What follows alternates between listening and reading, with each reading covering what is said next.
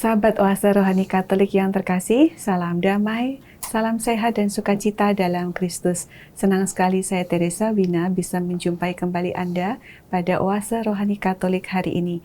Bersama-sama kita akan membaca firman Tuhan dan menggali inspirasi iman sebagai bekal bagi kita mengarungi padang gurun kehidupan. Kita akan dibimbing oleh romo-romo yang berkarya di Kuskupan Agung Jakarta. Kali ini kita akan dibimbing oleh Pastor Canisius Rudi Saleh CDD. Pastor Rudi, terima kasih sudah hadir. Terima kasih. Salam Mbak Wina dan juga teman-teman pendengar sahabat dan pecinta Oase Rohani Katolik dimanapun kalian berada.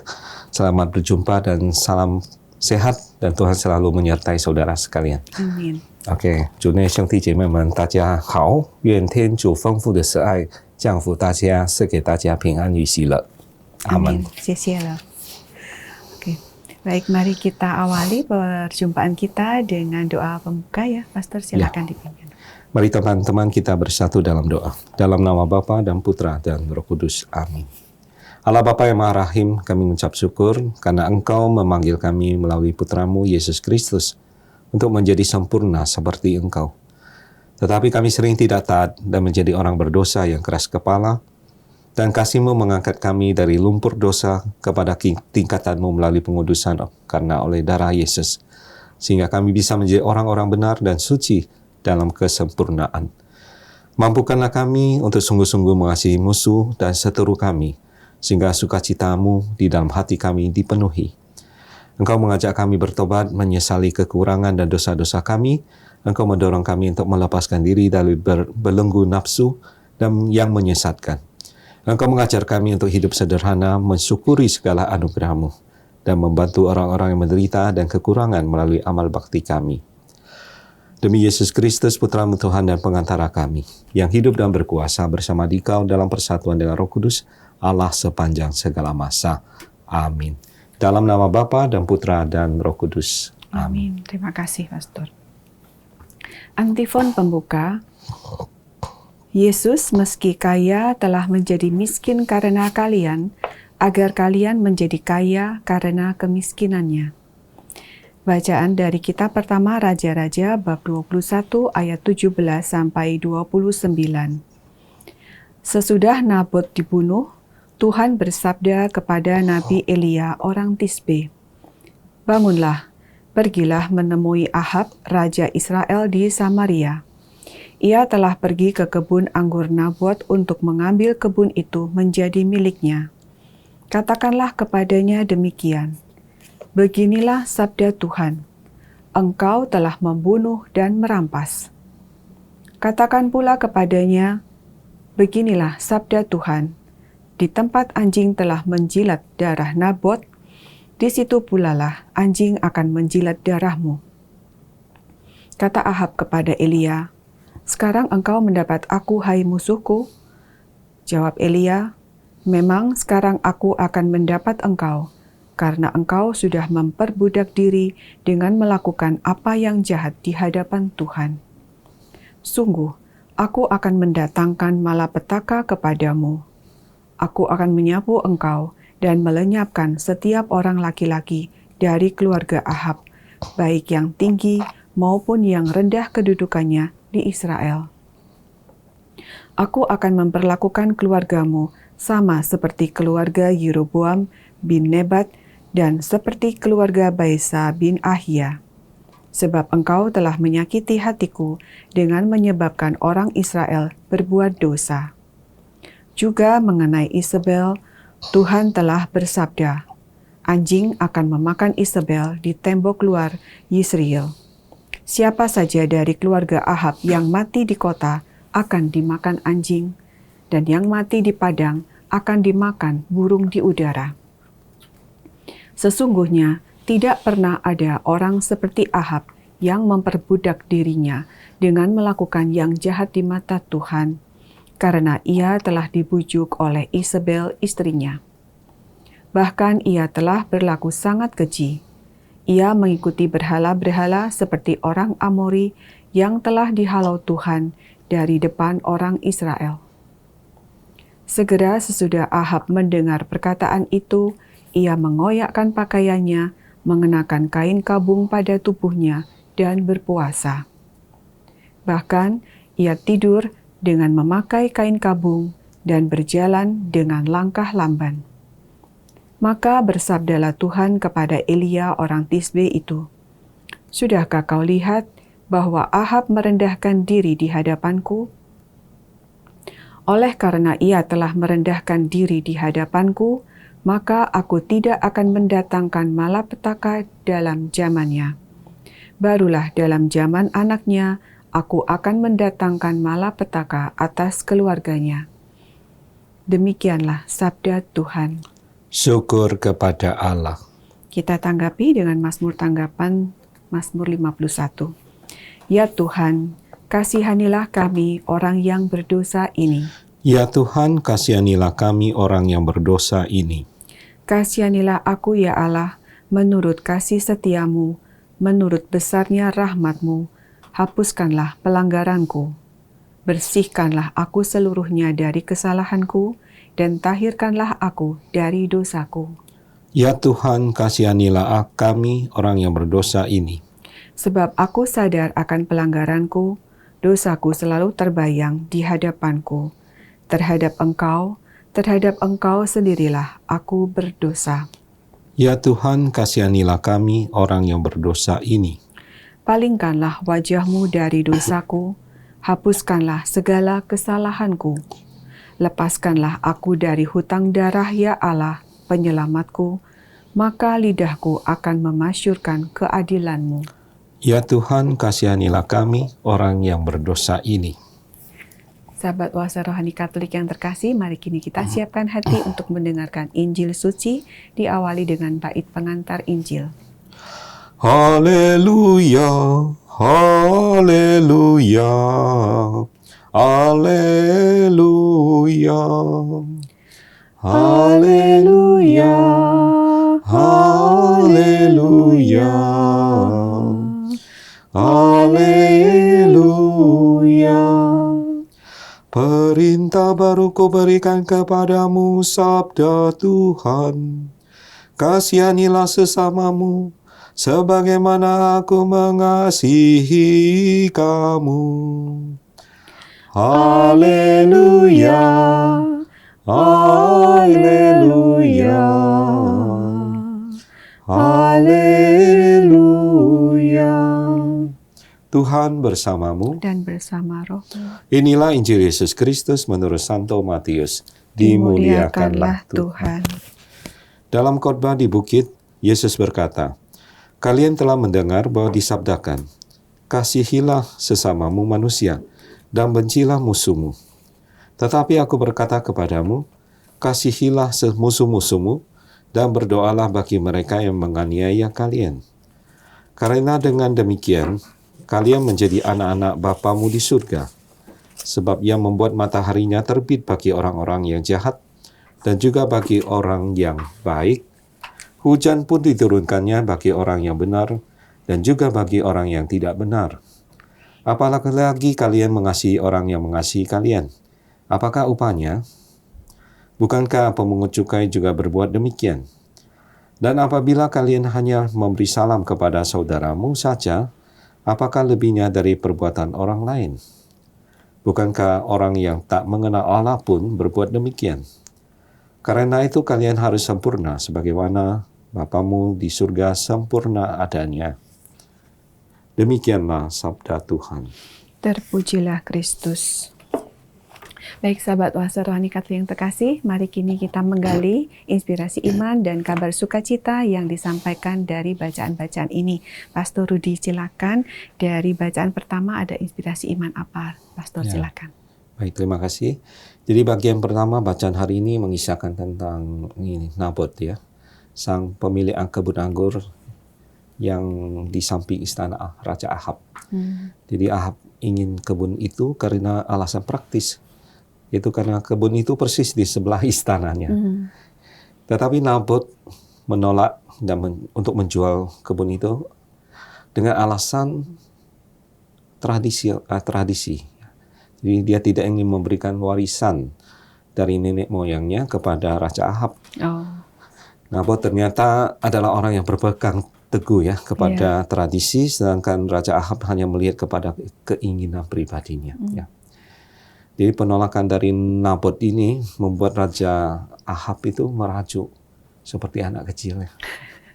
Ngambek. Ya, ngambek dia. Dia tidak mau makan dan hanya berbaring di tempat tidurnya. Oh. Ya. Nah, cara merajuk yang sangat kekanak-kanakan ini ya, membuat kita tahu betapa anehnya Ahab ini ya. Nah, jadi akan tetapi dia tidak kejam kepada rakyatnya. Buktinya apa? Dia tidak berpikir untuk memakai kedudukannya, kuasanya itu ya, untuk menekan Nabot kan? Bisa saja ya dia menekan Nabot. Kamu harus jual ya. Tidak dirampas juga, tidak dipaksa. Nah, meskipun Ahab ini melakukan sekian banyak dosa, tetapi tidak pernah tercatat ya melakukan kekerasan kepada rakyatnya sendiri. Nah, dia adalah penyembah berhala ya. Kita tahu penyembah berhala itu menjadi hal dosa berat bagi Tuhan ya. Di mata Tuhan itu dosa berat. Dan walaupun perbuatan itu adalah dosa yang sangat besar, bahkan terbesar, tetapi ia tidak pernah membunuh rakyatnya sendiri yang tidak bersalah. Nah, bagian selanjutnya kita lihat mengisahkan tentang Isabel. Isabel itu siapa? Istrinya Ahab ya. Istrinya Ahab. Jika Ahab tidak menggunakan kuasa rajanya, maka Isabel ini, walaupun dia bukan raja, istri sang raja, tapi telah menggunakan kuasa raja, ya, yang sebenarnya bukan hak dia. Istri raja ini justru lebih kuat dan memiliki determinasi untuk melakukan sesuatu dengan memanfaatkan kedudukan raja. Dia otak kekejaman yang sesungguhnya, ya. Dialah yang pendosa sejati yang ada di dalam keluarga kerajaannya. Maka dikatakan bahwa Isabel merancang pembunuhan Nabot, ya, pemilik kebun anggur tadi. Dia memerintahkan plot ini untuk menuliskannya ke dalam surat bersegel. Ya. Mengapa Isabel itu melakukan akses ke materai raja? Ya. Mungkin karena memang selama ini dialah yang paling banyak memakainya. Karena Nabot orang yang sangat memegang tradisi, maka Isabel ini merancang untuk membunuh dia dengan menggunakan peraturan di dalam tradisi Taurat, yaitu siapa yang mengutuk Allah, dia harus dihukum mati. Cerdiknya cerdik licik tapi ya. Luar biasa ya. Jadi kita lihat kekejaman sebenarnya otaknya itu Isabel ya. Nah, tetapi Isabel ini tahu bahwa hukuman mati tidak bisa dijalankan kecuali ada 2 orang atau 3 orang untuk menjadi saksi yang mendukung. Maka dia tidak segan-segan ini karena sudah buta ya oleh kekejaman, yang meminta 2 orang dursila yang tidak peduli konsekuensi hukuman Tuhan atas tindakan itu untuk bersumpah palsu bahwa Nabot telah menghujat Allah dan menghujat Allah ya, dan menghujat raja. Di fitnah ini ya, dengan berani dilakukan oleh 2 orang yang dursila itu, yang tidak takut Tuhan itu, sehingga yang penting tercapai untuk supaya bisa suatu membunuh. tujuannya tercapai. Akhirnya Nabot pun dilempari batu hingga mati. Kisah yang tragis ya. Selanjutnya Isabel ini kembali kepada Ahab dan mengatakan bahwa Nabot telah mati, sehingga kebunnya dapat diambil kembali oleh Ahab. Ahab sebenarnya sangat lugu ya. Kekanak-kanakan ya Pastor ya. Tidak tahu itu semua. Tapi istrinya baik sekali ya. Bisa mendapatkan kembali dengan cara kejam. Tetapi tindakan jahat ini yang dirancang Isabel dibenci oleh Tuhan. Maka Tuhan mengutus Elia untuk memberikan peringatan kepada raja itu. Jadi keputusan itu untuk mengutus Elia dan memberikan peringatan kepada Ahab adalah bukti sekali lagi betapa besarnya kesabaran Tuhan. Ya. Dia mungkin mengasihi Ahab ini yang kekanak-kanakan. Ya. Walaupun Tuhan sangat marah dan ingin menyingkirkan dinasti Ahab, kita tahu dari tata Israel, tetapi dia tetap rela memberikan peringatannya agar Ahab berbalik dari dosa-dosanya dan bertobat kepada Tuhan. Maka pesan keras pun disampaikan oleh utusan Allah, Nabi Elia. Di perjumpaan Elia dengan Ahab ini untuk kedua kalinya diwarnai dengan ucapan pemanggilan khusus Ahab kepada Elia. Kalau jika pertemuan pertama di perikop sebelumnya ya, Ahab ini memanggil Elia ini dengan sebutan yang mencelakakan Israel. Mungkin karena Elia sering memperingati dia kan. Ya, sehingga dia benci ya. Maka kali ini Ahab menyebut apa? Musuhku. Jadi sebenarnya diingatkan untuk hal baik, tapi dia malah nggak senang. Nggak senang ya. Di perkataan Tuhan melalui Elia ini sangat keras, sehingga membuat dia mungkin tambah ngambek. Jadi tercetus apa saja ya. Tuhan mengatakan bahwa dia akan membuat darah Ahab dijilat oleh anjing. Dia juga akan mengatakan bahwa Isabel istrinya juga akan dimakan oleh anjing di tembok luar Israel. Israel ya. Inilah perkataan keras itu. Elia dengan keberanian yang telah diperbaharui sekarang berani bernubuat tentang Ahab dengan kalimat yang keras dan juga menegur Isabel, otak dari dibalik kejahatan itu semua. Bagian terakhir mengisahkan bahwa setelah mendengar teguran musuhnya, Ahab berbalik kepada Tuhan. Dia sadar bahwa tindakan membunuh rakyat yang tidak berdosa adalah kekejaman yang besar. Sebenarnya itu otaknya istrinya ya. Iya. Itulah sebabnya dia mohon belas kasih Tuhan. Dia berpuasa, memakai kain kabung, tidur dengan memakai kain kabung. Apakah ini juga dilakukan Isabel? Tidak diceritakan sih ya, Pastor. Tapi saya kira tidak ya. Dia Ahab saja yang bertobat ya. Dia permohonan ini membuat Tuhan tergerak. Tuhan memutuskan untuk menunda kebinasaan bagi Ahab. Dan Tuhan sudah akan menghukum dia ya. Selain dia kan memuja berhala ya, membunuh orang tak berdosa, walaupun yang bukan dia lakukan ya. Tuhan akan binasakan dinasti Omri dan Ahab pada waktu pemerintahan anak Ahab. Dia mengizinkan Ahab tidak melihat kehancuran dinastinya karena baru akan dilakukan setelah Ahab ini mati. Jadi kalau ada pertobatan gitu ya, Pastor ya, akan ada pengampunan juga, keselamatan ya. Pengampunan dari Tuhan. Inilah penundaan hukuman Tuhan yang diberikan, tetapi dosa-dosa yang telah sangat besar membuat Tuhan tidak mau menarik kembali hukuman untuk menghancurkan keluarga Ahab ini. Ahab walaupun tidak melakukan, tapi dia mengizinkan, sayang sekali ya, ya, mengizinkan istrinya melakukan perbuatan keji itu ya. Itulah yang menyebabkan dia dihukum juga sebenarnya. Jadi ikut juga bersalah juga. Ya, Tuhan tidak peduli ya. Dalam hal ini mungkin dia berbuat salah karena orang lain, tapi hati nurani saya kalau tidak mau melakukan, tapi tidak mengikuti hati nurani ya juga ikut berdosa. Apakah itu yang diartikan di sini ada kata-kata yang menarik, Ahab yang memperbudak dirinya dengan melakukan yang jahat di mata Tuhan. Jadi dia memperbudak, ini baru kata-kata yang buat saya memperbudak diri melakukan sesuatu yang jahat. Ini artinya apa ini, Pastor? Kira-kira penerapannya seperti apa? Pada bacaan pertama ini ayat ke-25 ya, kitab pertama Raja-Raja mengatakan Ahab memperbudak diri melakukan yang jahat karena dipengaruhi istrinya yang bernama Isabel ya. Sebenarnya kasihan sekali ya orang seperti Ahab ini ya. Dia diperbudak oleh kesalahan sendiri dan juga istrinya. Dia tidak punya pendirian yang kuat. Nah, mendengar istrinya tadi kan. Dia tidak tahu harus melakukan apa ya. Seumur hidup terus dipengaruhi oleh orang lain. Sehingga tidak pernah bisa bebas dari dosa. Maksudnya memperbudak, jadi dia tidak punya pendirian yang tidak kuat punya sendiri. Kebebasan ya, tidak punya kebebasan. Nah, biarlah kita pun mewaspadai ini ya. Mungkin juga di zaman sekarang ini kita juga dikuasai oleh Isabel ya. Nah, yang lain dalam hidup kita. Mungkin pasangan hidup kita di rumah yang terus memberikan pengaruh yang menjerumuskan ke dalam dosa. Mudah-mudahan tidak ya. Keluarga Katolik baik-baik semua. Moga-moga amin. Amin ya. Mungkin itu rekan-rekan di lingkungan kita belajar atau bekerja, bisa saja muncul ya Isabel. Tekanan kelompok atau komunitas yang begitu berat sehingga kita mengikuti cara hidup mereka ya, terpaksa. Tidak bebas juga, diperbudak. Ya, diperbudak. Bahkan kita memperbudak diri ya. Jika semua melakukan dosa, bukankah kita terlibat mengikuti cara hidup mereka kan? Kita terlihat aneh kalau jika tidak melakukan seperti yang mereka lakukan. Iya, itu kadang susah ya, Pastor. Ya, harus mengikuti arus dunia. Nah, kiranya kita sekalian mengingat bagian ini. Tuhan memandang Ahab bersalah sama seperti Tuhan memandang Isabel bersalah. Tidak peduli kita melakukan karena pengaruh siapa. Semua orang harus bertanggung jawab untuk keputusan sendiri.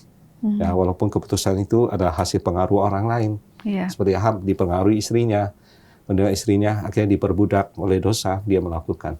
Sebenarnya dia tidak melakukan, kan katanya kekanak-kanakannya. Tidak punya otak untuk itu, untuk melakukan itu jahat, semua rancangan jahat. Nah, jika kita perhatikan ya kehidupan manusia ini, kita melihat bahwa manusia ini memang ingin menguasai banyak hal ya. Namun satu hal yang manusia seringkali lupa, sangat menentukan bukanlah seberapa banyak yang bisa kita kuasai, tetapi bagaimana saya bisa menguasai diri saya. Artinya harus puas diri, ya, menguasai diri. Yang lebih sering membahayakan diri kita bukan karena kita tidak tahu situasi kondisi yang kita alami, tetapi ketika kita tidak menguasai diri, ya, dalam situasi kondisi yang baik ataupun buruk, itu akan memperburuk, ya. Penguasaan diri adalah buah dari Roh Kudus. Hal ini memberitahukan kepada kita bahwa penguasaan diri itu terkait dengan melakukan apa yang Tuhan kehendaki, ya. Sebab keinginan daging kita, ya, bertentangan dengan keinginan roh, ya.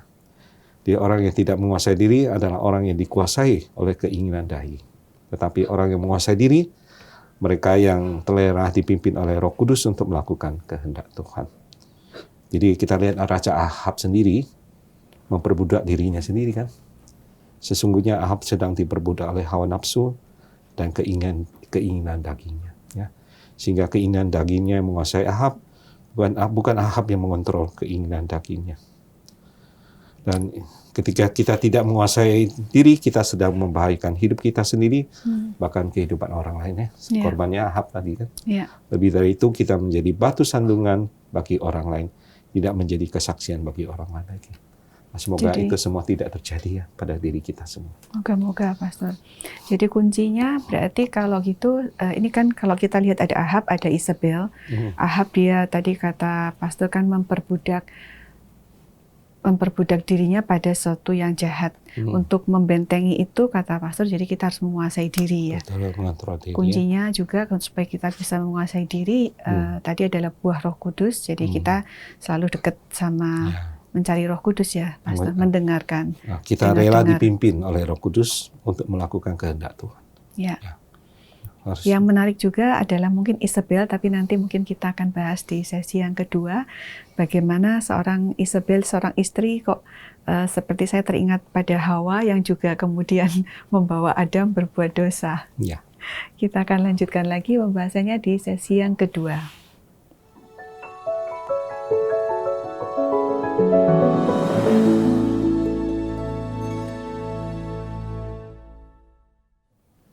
Sahabat Oase Rohani Katolik yang terkasih, terima kasih Anda masih setia mengikuti Oase Rohani Katolik hari ini bersama dengan Pastor Canisius Rudy Saleh CDD dan saya Teresa Wina. Bagi Anda yang ingin menyampaikan sharing ataupun masukan yang lain, silakan di email ke orkkaj2021@gmail.com atau ke WhatsApp nomor 08810251334338.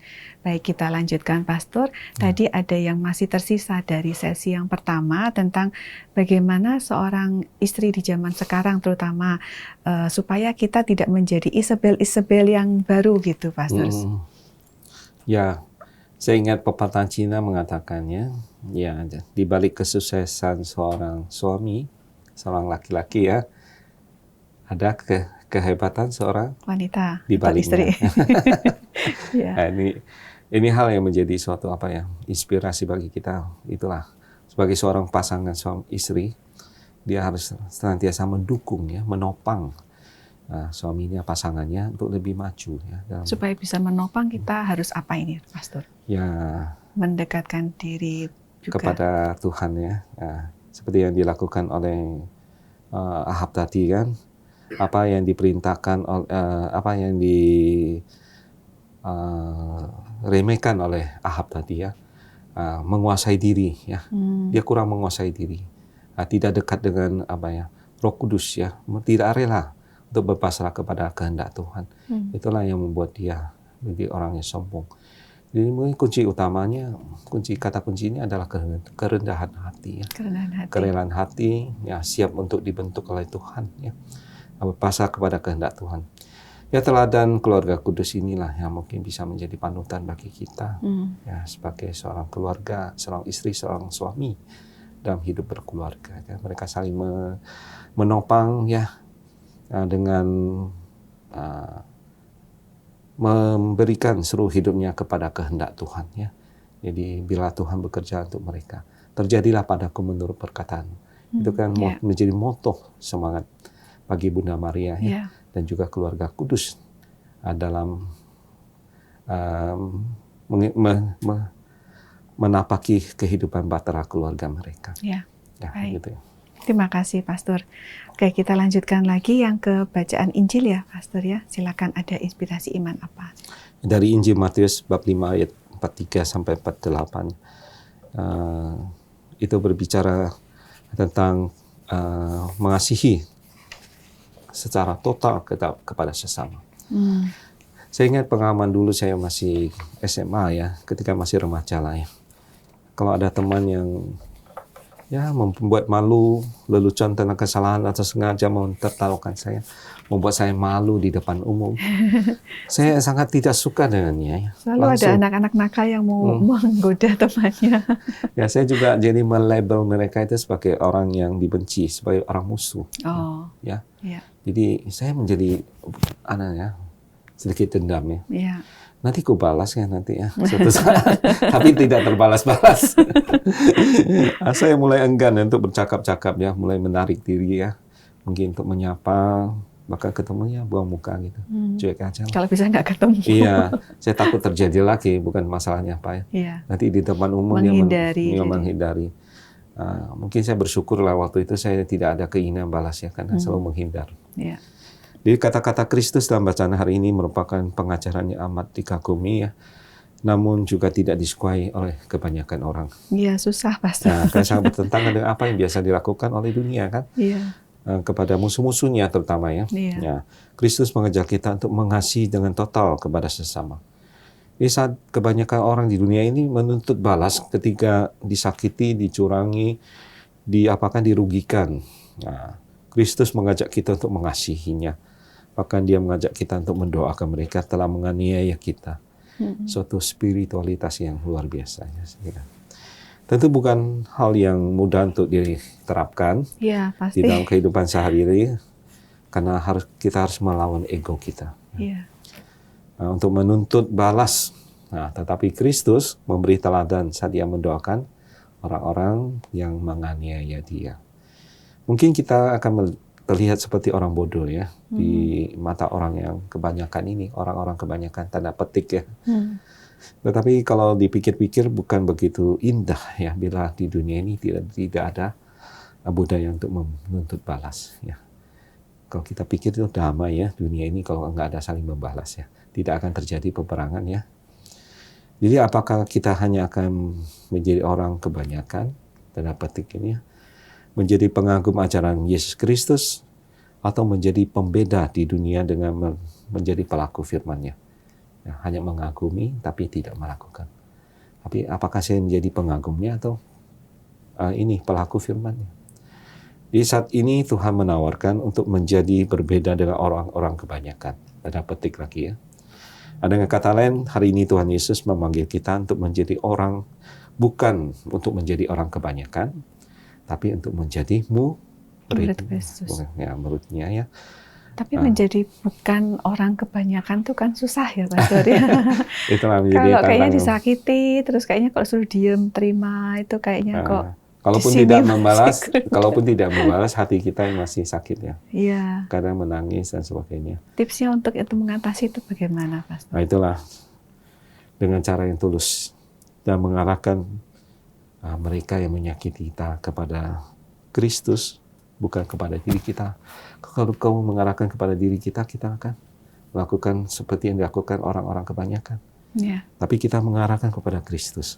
Artinya meneladani Kristus yang berkorban bagi para musuhnya.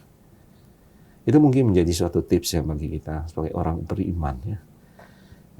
Pada Injil Matius ayat 46 sampai dan 47 ya mengatakan, orang-orang serakah yang licik seperti para pemungut cukai dan orang-orang kafir yang tidak mengenal Allah sanggup mengasihi orang yang mengasihi mereka. Ya. Jadi tidak ada yang unik dari kasih yang lahir dari kasih. Tetapi kasih yang muncul di dalam diri orang-orang yang dianiaya dan diperlakukan dengan buruk pastilah berasal dari Allah. Kasih yang menjangkau musuh yang menganiaya ini merupakan suatu kasih sejati yang unik. Ya, jika umat Tuhan harus menunjukkan cara hidup yang lebih agung dari dunia ini, maka ia harus belajar untuk mengasihi musuhnya. Belajar dari Kristus yang mengasihi musuh ya, Pastor. Seperti Tuhan Yesus mengingatkan bahwa kesempurnaan kasih yang telah Allah tunjukkan ini harus diteladani oleh kita semua. Kita adalah gambar dan rupa Allah. Bayangkan ya. Jadi kita ini gambar dan rupa Allah, seperti Allah. Nah, dunia melihat kemuliaan, kekudusan, dan kasih Allah melalui melihat umatnya. Maka seperti Bapa yang di surga sempurna di dalam mengasihi orang lain, termasuk musuh-musuhnya, demikian juga kita harus sempurna di dalam mengasihi semua orang, termasuk musuh-musuh kita. Menjadi murid Kristus, pertama tadi menjadi yang bukan orang kebanyakan udah susah. Apalagi sekarang menjadi sempurna seperti Bapa di surga. Waduh, tugasnya berat. Bagaimana ya kita yang tidak sempurna? Bagaimana, Pastor?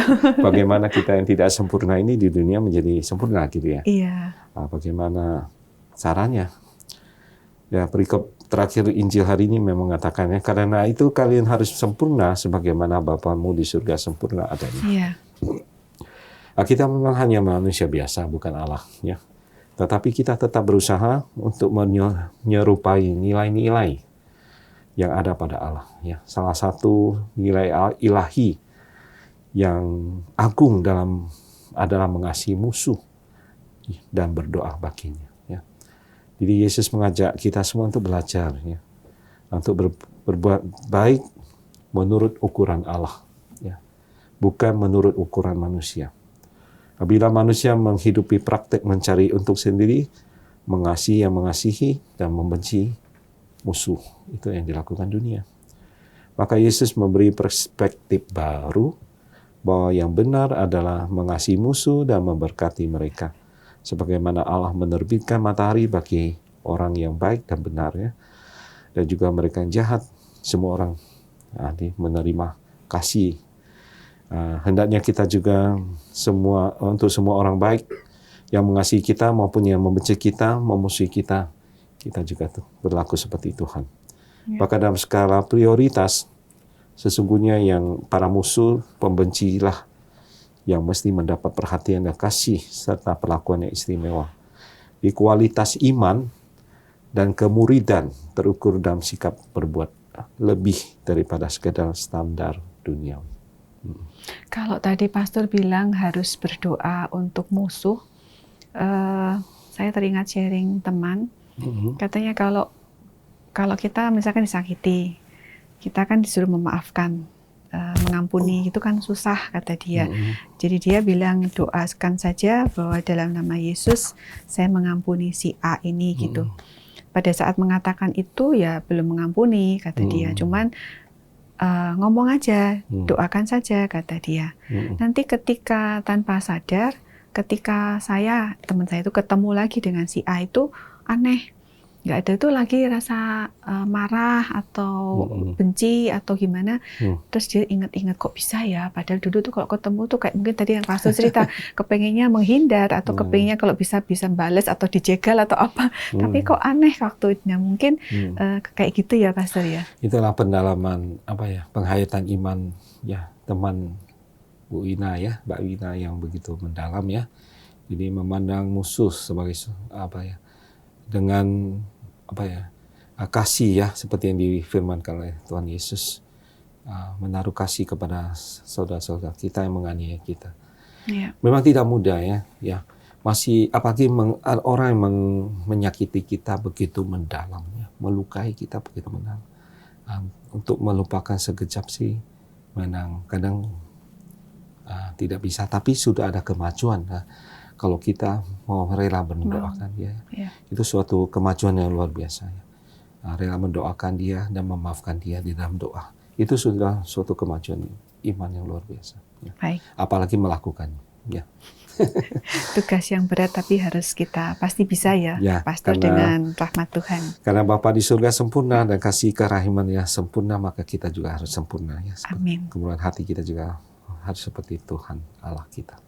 Baik, terima kasih Pastor sudah mengingatkan kita untuk menguasai diri, untuk kemudian juga bisa mengampuni, berdoa untuk musuh-musuh kita.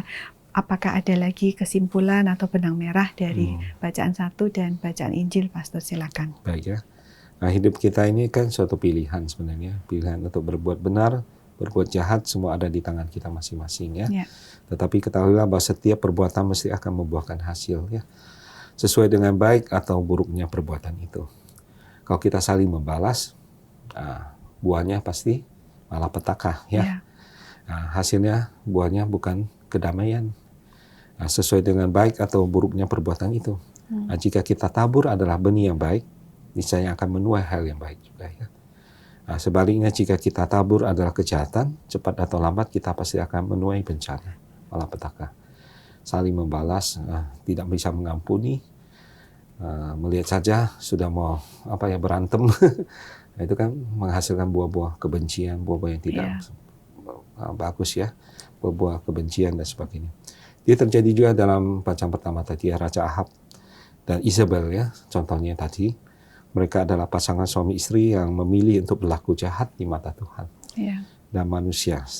Nah, selain menyembah kepada berhala, membunuh nabi-nabi Tuhan loh. Dan juga membunuh orang yang tidak bersalah ya. Nah, mereka tidak sadar bahwa perbuatan jahatnya itu mendatangkan kebinasaan di kemudian hari. Ya, Ahab dan Isabel juga melakukan kejahatan berencana terhadap Nabot tadi ya. Jadi, namun Tuhan tidak pernah tinggal diam melihat kejahatan mereka, dan Ia pun mengutus hambanya Elia. Artinya Tuhan itu masih memberikan suatu kesempatan kepada manusia ya, untuk berbalik ya, dengan mengutus nabinya untuk memperingati kita.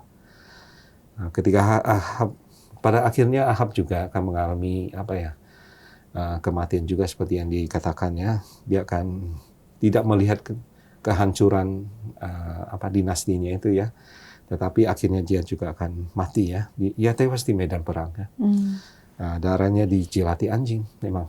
Ya. Seperti yang Tuhan katakan ya. Tak membutuhkan waktu lama, Isabel pun mengalami hal yang sama ya. Kalau kita membaca seluruh perikop kisah raja-raja tadi ya. Dia dapat gambaran yang lengkap ya, Pastor. Kita akan melihat bagaimana yang benar Isabel juga akan dimakan anjing-anjing ya. Jadi banyak ini ya, Pak, kalau kita meninggalkan Tuhan tidak patuh, akibatnya juga nggak baik ya, Pastor. Dalam kesimpulan berikutnya di dalam Injil juga dikatakan ya, jadi Tuhan, jika hukum Taurat digenapi di dalam tindakan mengasihi, maka perintah Tuhan Yesus ya menggenapi itu semua, menajamkan kembali tentang siapa yang harus dikasihi.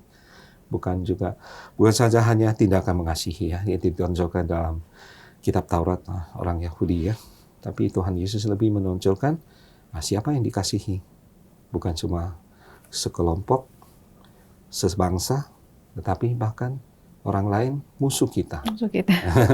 Ya, baik, terima kasih Pastor untuk semua inspirasi iman yang diberikan pada hari ini. Boleh kita tutup dengan doa dan berkatnya nanti, Pastor. Silakan. Baik, mari kita kembali bersatu dalam doa. Dalam nama Bapa dan Putra dan Roh Kudus. Amin.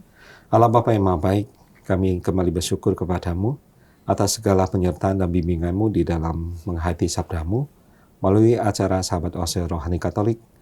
Kami bersyukur kepadamu karena Yesus Putramu terkasih telah mengorbankan dirinya demi keselamatan kami dan menjadi butir gandum yang jatuh ke tanah. Kami mohon ampunilah kami yang sulit mengampuni orang lain. Kasihanilah kami yang tidak mau mengasihi musuh-musuh kami. Kuatkanlah kami yang tidak sanggup berdoa dan mengasihi mereka yang menganiaya kami. Kami begitu lemah dan berdosa. Berikanlah kami kasih yang sejati, supaya kami boleh menjadi gambar Allah yang sejati, yang menyatakan kasih pengampunan sesungguhnya, sehingga kami semakin sempurna seperti Bapa sempurna adanya. Demi Yesus Kristus, Putramu Tuhan dan pengantara kami, yang hidup dan berkuasa bersama Dikau dalam persatuan dengan Roh Kudus, Allah sepanjang segala masa. Amin. Tuhan bersamamu dan bersama rohmu. Semoga saudara semua, keluarga kita, orang-orang yang kita doakan, mereka yang sakit menderita, seluruh tugas, belajar, pekerjaan, usaha, serta karya kita, di pelayanan kita dimanapun kita berada, senantiasa dibimbing, dan diberkati oleh Allah yang Maha Kuasa, Bapa dan Putra dan Roh Kudus. Amin. Amin. Terima kasih, Pastor. Semoga Tuhan juga memberkati semua tugas dan pelayanan Pastor. Terima kasih. Kita ucapkan juga terima kasih kepada segenap pimpinan, pengurus, dan tim teknis Oase Rohani Katolik yang sudah mendukung hingga acara ini bisa berlangsung dengan lancar.